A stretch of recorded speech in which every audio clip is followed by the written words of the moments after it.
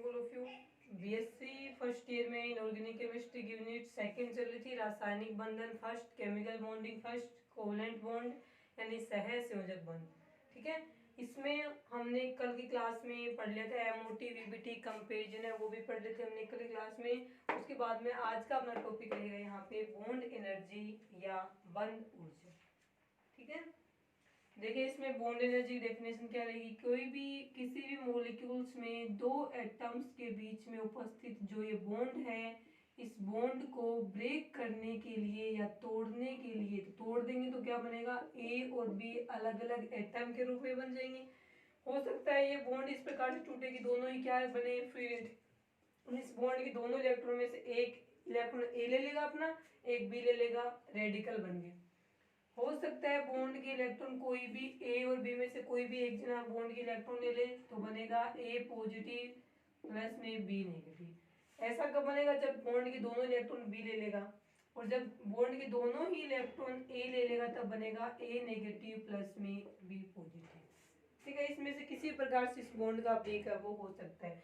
तो हम लिखेंगे डेफिनेशन में, किसी भी बॉन्ड को, किसी मॉलिक्यूल में प्रेजेंट किसी बॉन्ड को तोड़ने के लिए आवश्यक ऊर्जा उसकी बॉन्ड एनर्जी या बंध ऊर्जा कहलाती है। उसके बाद में आता है इसके अंदर की बॉन्ड एनर्जी या बंध ऊर्जा है वो दो प्रकार की होती है। दो प्रकार में पहली आती है dissociation energy. Dissociation energy, dissociation energy को हम क्या बोलेंगे, वियोजन ऊर्जा बोलेंगे। डिसोसिएशन एनर्जी को हम बोलेंगे वियोजन ऊर्जा। ठीक है, और सेकंड का जो नाम है वो क्या रहेगा, बॉन्ड एनर्जी। इसका नाम भी क्या रहेगा, बॉन्ड एनर्जी। तो बंध ऊर्जा है वो दो प्रकार की होगी, वियोजन ऊर्जा और बॉन्ड एनर्जी। अब दोनों के हम एग्जांपल पढ़े किस प्रकार से होता है। तो एग्जांपल यहाँ पे लेते हैं हम H2O का।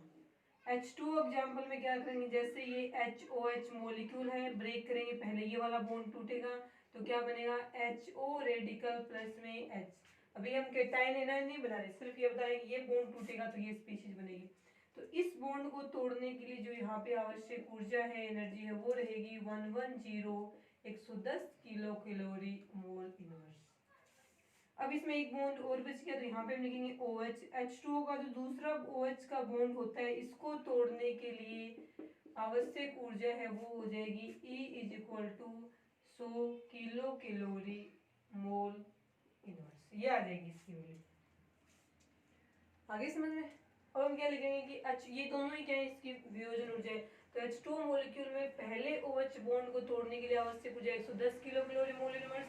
फिर OH में सेकंड जो H2O का बॉन्ड बच गया उसको तोड़ने के लिए आवश्यक ऊर्जा इसकी वो कितनी हो जाएगी, 100 किलो कैलोरी मोल इनवर्स के बराबर है वो हो जाएगी। सेकंड हम पढ़ेंगे यहाँ पे बॉन्ड एनर्जी क्या है। तो बॉन्ड एनर्जी में हम क्या लिखेंगे, 118 है। ठीक है, अब बॉन्ड एनर्जी के लिए क्या बोला जाएगा कि पूरे H2O मॉलिक्यूल में, अब ये जरूरी नहीं कि इस बॉन्ड की 118 हो सकता है इस बॉन्ड की 118 हो, फिर ये बच गया उसकी क्या 100 हो। तो हम ऐसे बता नहीं सकते कि H2O के मॉलिक्यूल्स में से इन दोनों OH बॉन्ड में से कौन से की 118 है, कौन से की 100 है। तो हम इसको बॉन्ड ऊर्जा के रूप में प्रदर्शित करेंगे। तो बंध ऊर्जा के रूप में हम इसमें किस प्रकार से प्रदर्शित करेंगे, तो उसमें क्या लिखा जाएगा, बॉन्ड एनर्जी में कि किसी भी मॉलिक्यूल में उपस्थित जितने भी बंध हैं उन सभी बंधों को तोड़ने के लिए जितने भी ऊर्जा होती है उन सभी का टोटल करके उसमें नंबर ऑफ बॉन्ड का भाग देने पर हमें बॉन्ड एनर्जी प्राप्त हो जाती है।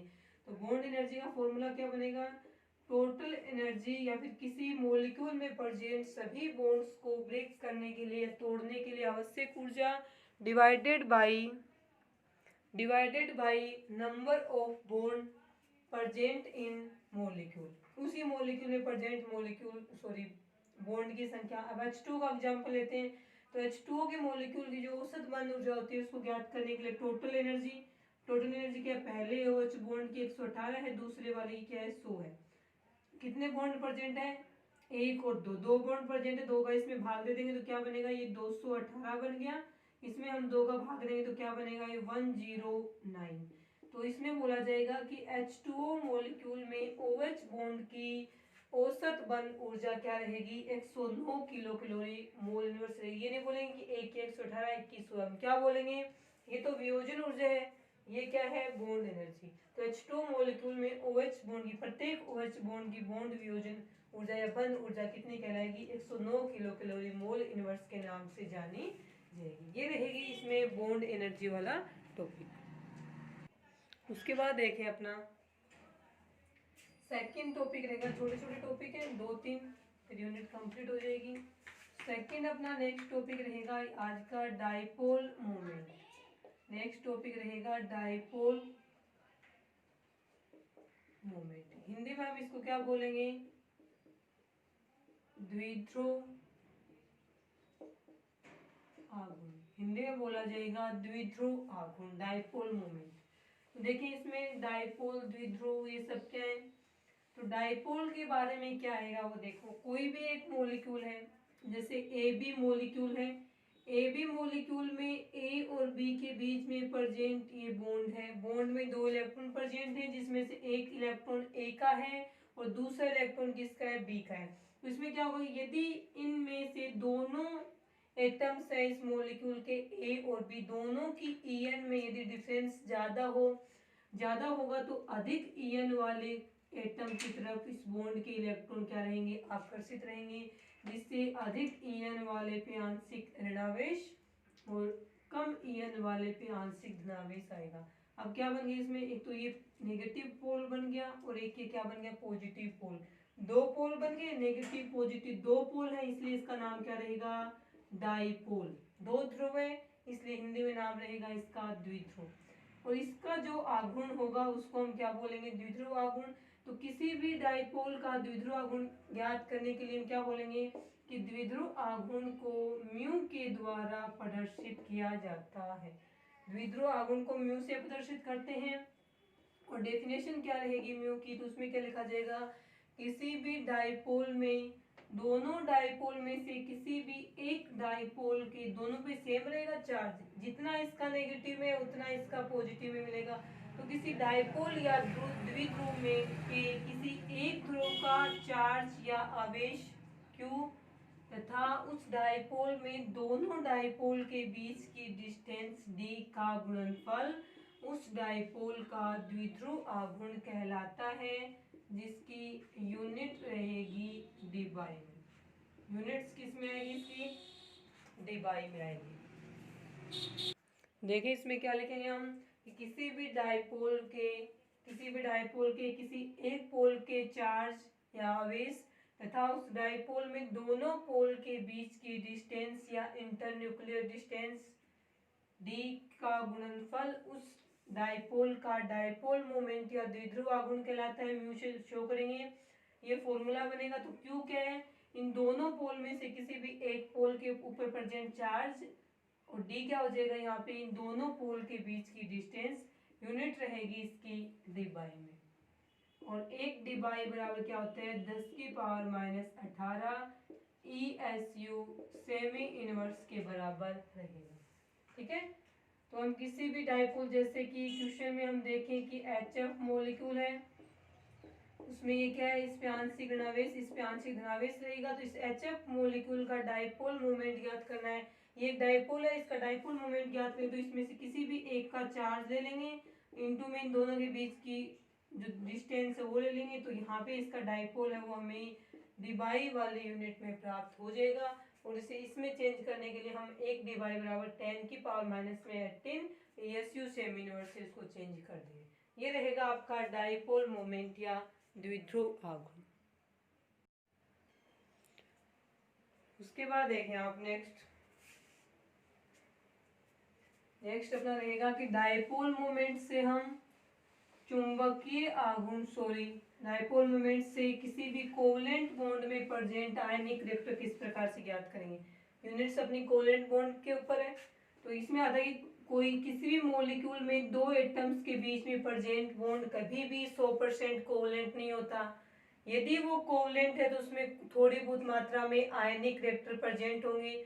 और यदि कोई मॉलिक्यूल को हम ये बोलेंगे कि ये आयनिक मॉलिक्यूल है और इसमें जो बॉन्ड प्रेजेंट है वो आयनिक बॉन्ड है, तो वो बॉन्ड भी 100% आयनिक नहीं होता, उस बॉन्ड में भी कुछ ना कुछ या थोड़ी बहुत मात्रा में कोवलेंट कैरेक्टर प्रेजेंट होते हैं।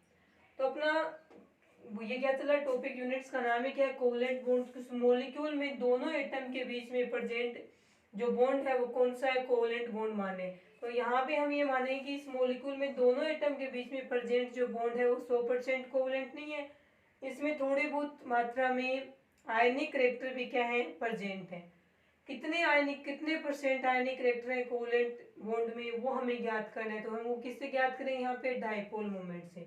तो यहाँ पे अपनी हेडिंग क्या रहेगी, आयनिक कैरेक्टर या परसेंटेज बोले, इसको शॉर्ट में लिखें percentage ionic character from dipole moment, यानी द्विध्रुव आघूर्ण से परसेंटेज आयनिक कैरेक्टर है वो हम किस प्रकार से ज्ञात करेंगे। फॉर्मूला, इस फॉर्मूले में वैल्यू रख के हम उसको ज्ञात कर लेंगे। तो देखिए हमें फॉर्मूला क्या रहेगा, देखिए इसके अंदर फॉर्मूला रहेगा कि हमें परसेंटेज आयनिक कैरेक्टर ज्ञात करने हैं। तो कोई भी फॉर्मूला बने उसके लास्ट में हमें क्या लगाना है, 100 लगाना है। 100 लगाएंगे तो परसेंटेज आएगा। तो यहाँ पे आएगा कि परिकलित मान, इसका क्वेश्चन में जो द्विध्रुव आघूर्ण का मान पहले से दिया हुआ होगा वो वैल्यू यहाँ पे हम प्रैक्टिकल लिख देंगे, और सैद्धांतिक थ्योरेटिकल है वो लिख देंगे हम यहाँ पे। तो द्विध्रुव आघूर्ण ये तो कौन सा है, प्रायोगिक, द्विध्रुव आघूर्ण का प्रायोगिक मान, प्रैक्टिकली मान, और यहाँ पे आएगा उसका द्विध्रुव आघूर्ण का सैद्धांतिक मान, और ये आएगा इनटू में 100। तो इसको हम इस प्रकार से लिख सकते हैं, percentage ionic character equal to mu practical upon में थ्योरेटिकल को ज्ञात किससे कर लेंगे हम, Q इंटू डी के गुणनफल से उसका द्विध्रुव आघूर्ण ज्ञात करेंगे, इंटू में हम क्या लगा देंगे, 100 लगा देंगे। तो ये फॉर्मूले बनेंगे यहाँ पे किसी भी कोवलेंट बॉन्ड में प्रेजेंट जो आयनिक कैरेक्टर प्रेजेंट होते हैं उसको ज्ञात करने के लिए फॉर्मूला है वो रहेगा। ठीक है, इस फॉर्मूले से ज्ञात करें। जैसे अपने क्वेश्चन दे दिया जाए ये HF मॉलिक्यूल है, इस मॉलिक्यूल का द्विध्रुव आघूर्ण है, या फिर HCl दे दिया जाए 1.73 डिबाई है। इस पे जो चार्ज है Q पॉजिटिव मान लेंगे, हाइड्रोजन पे चार्ज है वो 1.73 है, या फिर 2.93 मान लेंगे। ठीक है, इंटू में 10 की पावर माइनस में 3 वगैरह कुछ भी हो। और ये मान लिया कि HCl में जो इंटर न्यूक्लियर डिस्टेंस है वो 98 पिकोमीटर है, ये मान ली।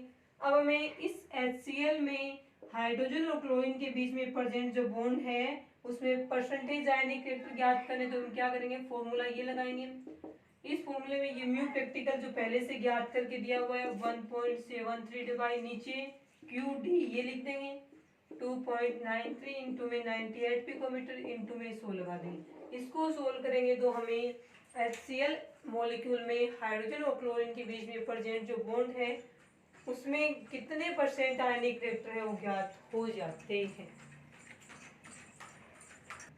इसके बाद नेक्स्ट देखेंगे हम विद्युत ऋणात्मकता या ईएन से परसेंटेज आयनिक कैरेक्टर है वो किस प्रकार से ज्ञात करेंगे।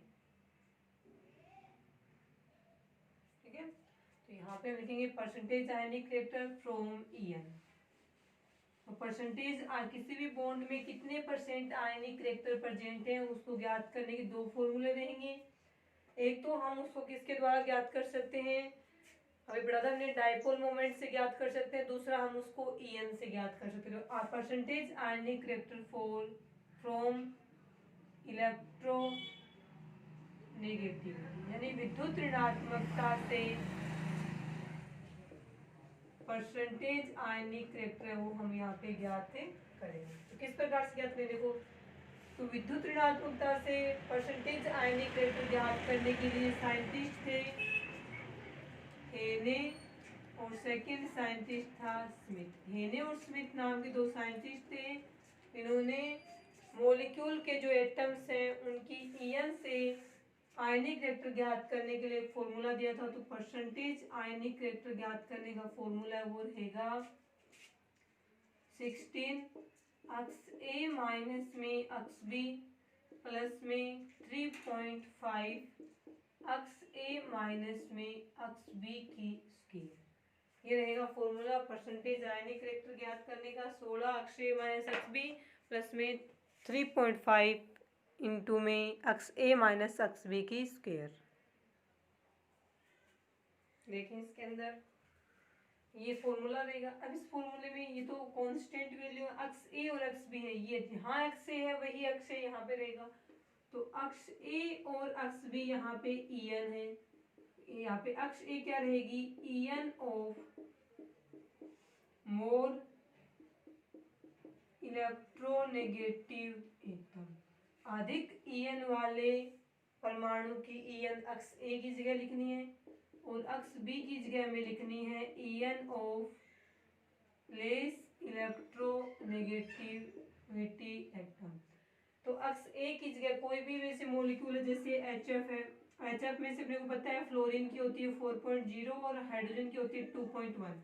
तो जब इस मॉलिक्यूल में हम ईएन की हेल्प से क्या करेंगे, इस मॉलिक्यूल में हम ईएन की हेल्प से क्या करेंगे, हाइड्रोजन और फ्लोरीन के बीच में जो बॉन्ड प्रेजेंट है उसमें परसेंटेज ईएन ज्ञात करेंगे। तो हम क्या करेंगे कि फ्लोरीन की ईएन ज्यादा ना 4.0, तो ज्यादा ईएन वाले परमाणु की ईएन है उसको अक्स ए की जगह रखेंगे और हाइड्रोजन की ईएन कम है तो कम ईएन वाले परमाणु की ईएन हम क्या पे रखेंगे, अक्स बी की जगह रखेंगे। तो फॉर्मूले में 16 कॉन्स्टेंट है, तो इससे हमें एचएफ वाले में निकालना तो हम क्या करेंगे, percentage ionic reactor is equal to 16 4 minus 2.1 plus में 3.5 और ये हो जाएगा 4.0 माइनस में 2.1 और इसकी स्क्वायर। इसको जब हम सोल्व करेंगे इसमें से माइनस करके जो आएगा उसको 16 से गुणा करेंगे, इसमें माइनस करके जो आएगा उसका स्क्वायर करके 3.5 से गुणा करेंगे, दोनों को ऐड कर देंगे तो वहाँ पे परसेंटेज आयनिक रिएक्टर ज्ञात हो जाते हैं। तो ये रहेगा ईएन से परसेंटेज आयनिक रिएक्टर ज्ञात करना। ये याद रखना अक्स ए और अक्स बी, अक्स ए की जगह अधिक ईएन वाले की क्या रखनी है, ईएन, और एक्स बी की जगह कम ईएन वाले परमाणु की ईएन है वो हमें यहाँ पे रखनी है। अब एक लास्ट टॉपिक और रखना, वो देखें लास्ट टॉपिक रहेगा डाइपोल मोमेंट्स ऑफ, छोटा सा टॉपिक है, dipole moments of polyatomic molecules.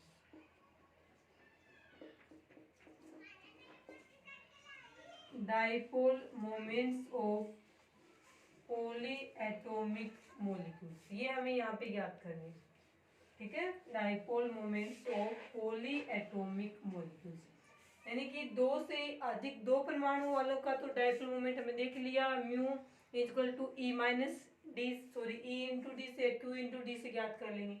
लेकिन वे मॉलिक्यूल्स जिनमें एटम की संख्या दो से अधिक होती है तो उन मॉलिक्यूल्स का डाइपोल मोमेंट है वो हम किस प्रकार से ज्ञात करेंगे, तो उसमें क्या लिखा जाएगा कि ऐसे मॉलिक्यूल्स का जब हमें डाइपोल मोमेंट ज्ञात करना हो तब हम क्या करेंगे, ऐसे मॉलिक्यूल्स का डाइपोल मोमेंट ज्ञात करने के लिए हम एक लाइन लिखेंगे। इसमें इम्पोर्टेंट लाइन होगी कि यदि किसी मॉलिक्यूल्स के अंदर क्या हो, ज्योमेट्री है उस मॉलिक्यूल की वो क्या हो, रेगुलर, रेगुलर ज्योमेट्री हो तो वो मॉलिक्यूल कैसा होता है, नॉन पोलर रहेगा, नॉन पोलर रहेगा यानी उसके लिए डाइपोल मोमेंट क्या आएगा, जीरो आएगा। तो डाइपोल मोमेंट के लिए इस प्रकार से लिखा जाएगा कि यदि डाइपोल मोमेंट है द्विध्रुव आघूर्ण जीरो आता है तब तो हम कहेंगे कि वो मॉलिक्यूल क्या है, नॉन पोलर है। और यदि डाइपोल मोमेंट है वो जीरो के बराबर नहीं आता है तब हम कुछ ना कुछ इसकी वैल्यू आएगी डाइपोल मोमेंट की, तब हम कहेंगे कि वो मॉलिक्यूल कैसा है, पोलर मॉलिक्यूल है, ठीक है। तो हम जो जो भी एग्जांपल करें पॉलीएटॉमिक मॉलिक्यूल्स के, या फिर हमें ये देखने पड़ जाए कि कौन सा मॉलिक्यूल पोलर है कौन सा नॉन पोलर, तो हम किसकी सहायता से देखेंगे, यहाँ पे डाइपोल मोमेंट की हेल्प से चेक करेंगे कि ये मॉलिक्यूल पोलर है या नॉन पोलर। जीरो आ जाएगा तो नॉन पोलर और जीरो नहीं आएगा तो पोलर। अब नॉन पोलर वाले आप एग्जाम्पल फिक्स ही हैं, आप याद रख लेना कि वे मॉलिक्यूल्स जिनमें सेंट्रल एटम पे कोई भी लोन पेयर प्रेजेंट नहीं होते हैं और तो उनकी ज्योमेट्री क्या होती है, रेगुलर ज्योमेट्री होती है। और रेगुलर ज्योमेट्री भी क्या होना चाहिए कि केंद्रीय परमाणु से जुड़े हुए जो परिधीय परमाणु होते हैं वो सारे यदि एक जैसे हों, सारे एक जैसे होने चाहिए। किसी पॉलीएटॉमिक मॉलिक्यूल में केंद्रीय परमाणु से जुड़े हुए सभी परिधीय परमाणु एक जैसे हों, चारों क्लोरीन हो या चारों ब्रोमीन हो, चारों हाइड्रोजन हो, और इसकी ज्योमेट्री क्या हो, रेगुलर हो, यदि ये मॉलिक्यूल इन दोनों कंडीशन को फॉलो करता है, इसकी ज्योमेट्री रेगुलर और इससे जुड़े हुए सारे परिधीय परमाणु एक जैसे हैं, तब इस मॉलिक्यूल का डायपोल मोमेंट आएगा 0 और ये रहेगा नॉन पोलर मॉलिक्यूल। बाकी बचे हुए सारे क्या आएंगे, पोलर मॉलिक्यूल आएंगे। अब इसके एग्जांपल देखते हैं हम एक दो एग्जांपल्स में। देखिए आप क्या रहेंगे,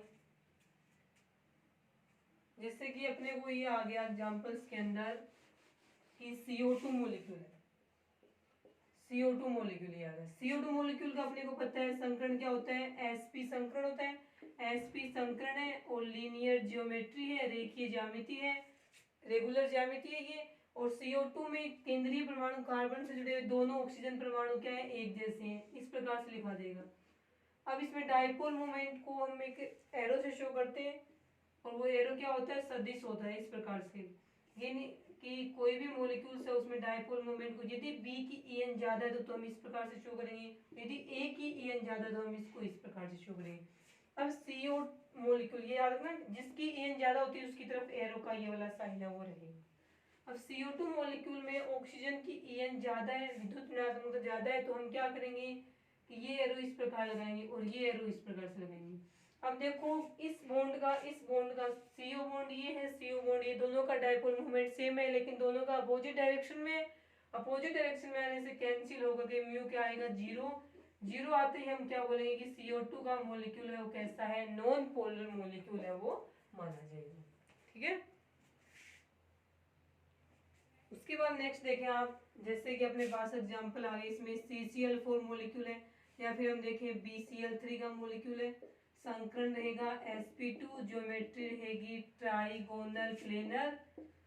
ठीक है। और केंद्रीय परमाणु बोरोन से जुड़े हुए तीनों परिधीय परमाणु एक जैसे हैं। क्लोरीन की En ज्यादा है, ये रहेगा। ये डायपोल मोमेंट शो कर दिया, इस बॉन्ड का ऊपर की तरफ, इस बॉन्ड का इस साइड, इस बॉन्ड का इस साइड। अब इन दोनों का जो रिजल्ट आएगा वो इस साइड रहेगा। ये और ये अभी दोनों मिलके तो ये बना लिया, तो ये और ये दोनों एक दूसरे के विपरीत दिशा में, दोनों के वैल्यू सेम रहेगी। ये मत करना कि इस साइड एक क्लोरीन है, इस साइड 2 क्लोरीन का यहाँ है, इन दोनों का रिजल्ट तो एक क्लोरीन के बराबर ही रहेगा।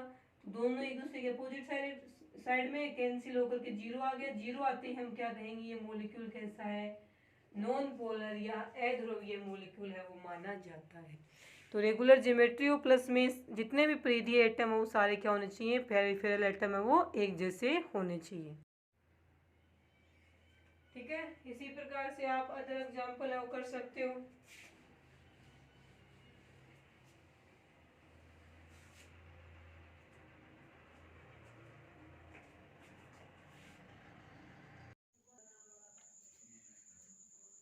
उसके बाद में नेक्स्ट इसमें क्वेश्चन आता है। क्वेश्चन आपको किस प्रकार से रहेगा कि NF3 और सेकेंड मॉलिक्यूल रहेगा NH3। NF3 और NH3 में से डायपोल मोमेंट कौन से का अधिक होता है तथा क्यों। NF3 और NH3 में से कौन से मॉलिक्यूल का डायपोल मोमेंट यानी द्विध्रुव आघूर्ण अधिक रहेगा और उसका कारण क्या होगा। देखें इसमें अपने को पता है NH3 और NF3 दोनों मॉलिक्यूल्स में ही केंद्रीय परमाणु सेंट्रल एटम नाइट्रोजन sp3 संकरित होता है। sp3 संकरण से इसकी टेट्राहेड्रल शेप बनती है और ज्योमेट्री है इन दोनों की वो कौन सी बनती है, पायरामिडल या पिरामिडी ज्यामिति का फॉर्मेशन यहाँ पे होता है। ठीक है। अब हम दोनों की स्ट्रक्चर बनाएंगे। एक साइड में तो हम बना लेंगे NF3 बनाए, तो ये रहेगा NF3। सेकेंड साइड में बनाते हैं NH3, ये बन गया अपना NH3। अब इसमें देखो NF3 में क्या है, ये जो बॉन्ड है नाइट्रोजन और फ्लोरीन के बीच का, इसमें जो En किसकी ज्यादा है, फ्लोरीन की ज्यादा है, तो बॉन्ड के इलेक्ट्रॉन दोनों फ्लोरीन की तरफ जाएंगे, तो डायपोल मोमेंट की डायरेक्शन ये होगी। अब इस फ्लोरीन की इस बॉन्ड की इस साइड में होगी और इस बॉन्ड की डायपोल मोमेंट है वो इस साइड में होगा। अब आता है इसकी बात, अब ये बॉन्ड तो नहीं है हालांकि, लेकिन नाइट्रोजन के ऊपर लोन पे लगे हुए हैं, इसको हम इस एरो से शो करेंगे, यानी कि जो लोन पेयर वाला ऑर्बिटल्स है उसकी En सेंट्रल एटम नाइट्रोजन से ज्यादा रहेगी तो इसके डाइपोल मोमेंट की डायरेक्शन ये रहेगी, ऊपर की तरफ, लोन पेयर की तरफ। अब इन तीनों का रिजल्ट इस साइड में आएगा, तो इसका जो रिजल्ट आएगा वो रहेगा इस साइड में। अब हालांकि यहाँ पे तो जो ये रिजल्ट आ रहा है वो किसका आ रहा है, 3 NF बॉन्ड का आ रहा है, जबकि इस साइड वाला लोन पेयर का है, तो इक्वल तो हो ही नहीं सकता। यदि यहाँ पे भी फ्लोरीन जुड़ा हुआ होता तब हम बोलते कि ये और ये दोनों क्या है, इक्वल है। हालांकि है ये एक दूसरे के अपोजिट डायरेक्शन में, तो एक दूसरे को कैंसिल तो करेंगे, लेकिन पूर्ण रूप से कैंसिल, कंप्लीटली न्यूट्रल या उदासीन नहीं कर पाएंगे। क्यों? क्योंकि ये तो किसका है, NF बॉन्ड का डाइपोल मोमेंट है, और ये वाला किसका है, नाइट्रोजन और लोन पेयर का क्या है, डाइपोल मोमेंट है। आगे समझ में, दोनों अपोजिट डायरेक्शन में, लेकिन दोनों पूर्ण रूप से एक दूसरे को कंप्लीटली कैंसिल या उदासीन नहीं कर पाएंगे, क्योंकि दोनों क्या है, अलग अलग है। तो इसका डाइपोल मोमेंट है वो क्या हो जाएगा, कुछ कम हो जाएगा। ठीक है, उसके बाद में आता है NH3 की बात। NH3 में क्या होता है कि नाइट्रोजन और हाइड्रोजन में से नाइट्रोजन की EN ज्यादा है, इसमें भी डाइपोल की डायरेक्शन ये रहेगी, इसमें भी ये रहेगी, तीनों की डायरेक्शन किस साइड में आएगी, तीनों का रिजल्ट है ऊपर की साइड में जा रहा है, ये बनेगी। अब इसका बताइए, इसका तो रहेगा इस साइड में डाइपोल, दोनों एक ही डायरेक्शन में, तो एक दूसरे के साथ में जुड़ जाएंगे, जुड़ करके इनका डाइपोल मोमेंट बढ़ जाएगा। इन तीनों बॉन्ड का डाइपोल भी ऊपर की तरफ है, नाइट्रोजन का भी ऊपर की तरफ है, सेम डायरेक्शन में डाइपोल, दोनों ऐड होंगे, ऐड होकर डाइपोल मोमेंट देखो बढ़ गया, जबकि इसका कैंसिल होने के बाद डाइपोल मोमेंट बचेगा बिल्कुल थोड़ा सा ये, और इसका रिजल्ट आ रहा है ये। तो आप देखो NF3 और NH3 में से ज्यादा EN किसकी है, सॉरी ज्यादा डाइपोल मोमेंट किसका रहेगा, NH3 का। क्यों रहेगा वो मैंने देख ही लिया, इसमें तो अपोजिट डायरेक्शन के कारण कुछ कैंसिल हो जाएगा, जबकि इस वाले में सेम डायरेक्शन के कारण आपस में जुड़ जाएगा। तो यहाँ पे हम बोलेंगे कि NF3 की तुलना में NH3 का डाइपोल मोमेंट है वो ज्यादा होता है, कारण हमने देख ही लिया। इस प्रकार के क्वेश्चन है, आप इनको ज्योमेट्री या इनकी शेप बता करके डाइपोल मोमेंट की डायरेक्शन से आप इनको शो कर सकते हैं। ठीक है, ये रहेगा इसमें डाइपोल मोमेंट पॉलीएटॉमिक मॉलिक्यूल का। इसके अलावा यदि हम एक दो एग्जांपल्स की और बात करें तो वो देखें क्या रहेंगे, जैसे अपने को देखना है इसमें PCl5 में क्या होता है, sp3d2 संकरण होता है और ट्राइगोनल बाई पिरामिडी शेप बनती है, ये बनेगा PCl5 का। अपने को पता है इस क्लोरीन की EN ज्यादा है, तो ये रहेगी डाइपोल की डायरेक्शन, और इसमें इस साइड, इन दोनों की डायरेक्शन, इसका रिजल्ट आएगा इस साइड में, इससे ये कैंसिल हो गया, PCl बॉन्ड है ना, सेम बॉन्ड है, इससे ये कैंसिल हो गया, तो इसका टोटल डाइपोल मोमेंट कितना आ गया, 0। 0 आते ही हम क्या कहेंगे कि ये एक नॉन पोलर कंपाउंड्स कहलाता है। ठीक है, इस प्रकार से हम इनको ज्योमेट्री से हम डाइपोल मोमेंट डिसाइड या डिटरमाइन कर सकते हैं। ये थी आपकी यूनिट सेकंड का एक ही पार्ट है, इसमें यूनिट सेकंड में केवल केमिकल बॉन्डिंग फर्स्ट है, कोवलेंट बॉन्ड, ये आप यहीं पे कंप्लीट हो गई। इसके बाद इसकी जो थर्ड यूनिट है वो हम करेंगे कल की क्लास में। आज के लिए इतना है।